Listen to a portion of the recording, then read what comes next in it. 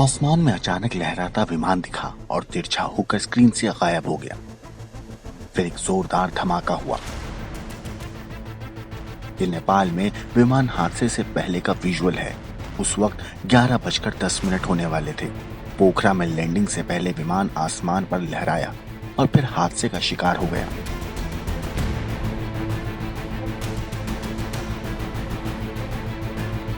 विमान गिरते देख हर किसी की चीख निकल गई, सांसें थम गई।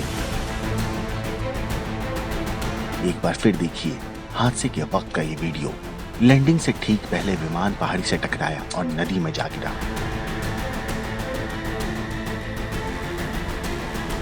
विमान क्रैश होते ही धू धू कर जलने लगा।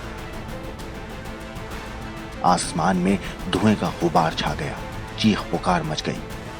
आनन फानन में रेस्क्यू टीम फौरन मौके पर पहुंची, फौरन आग बुझाने में जुटी। विमान पर पानी की बौछार की गई। रेस्क्यू टीम विमान के पास पहुंची तो सब हालत डराने वाले थे। हर तरफ यात्रियों के शव बिखरे पड़े थे। विमान हादसे से काठमांडू तक हड़कंप मच गया। पीएम प्रचंड फौरन कंट्रोल रूम पहुंच गए। रेस्क्यू का काम देखने लगे। यति एयरलाइंस का विमान तकनीकी खराबी के कारण हादसे का शिकार हुआ। पायलट ने एटीसी से लैंडिंग की इजाजत ली थी। लैंडिंग की प्रक्रिया भी शुरू हो गई थी। विमान भी काफी नीचे आ गया था, लेकिन पोखरा एयरपोर्ट से ठीक पहले अचानक विमान लहराया और क्रैश हो गया।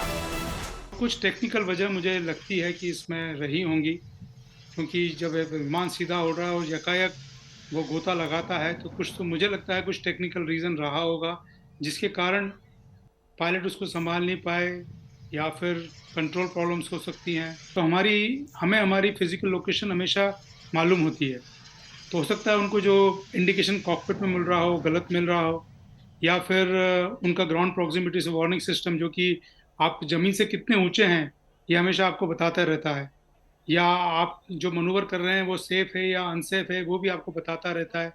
तो हो सकता है सिस्टम काम ना कर रहे हो उस समय, या जहाज में कोई टेक्निकल परेशानी हो, इंजन प्रॉपर थ्रस्ट नहीं प्रोड्यूस कर रहा हो, पावर नहीं प्रोड्यूस कर रहा हो, तो ऐसी दुर्घटना की संभावनाएं रहती हैं सर उस समय। यति एयरलाइंस का ATR-72 विमान काफी आधुनिक माना जाता है। इसमें दो इंजन हैं। ऐसे में सवाल उठता है कि आखिर लैंडिंग के वक्त कौन सी तकनीकी खराबी आ गई। प्लेन लैंड कर रहा था। लैंड करते हुए जब प्लेन की पावर होती है वो आधी हो जाती है, बिकॉज फुल थ्रॉटल पे इंजन नहीं चलता।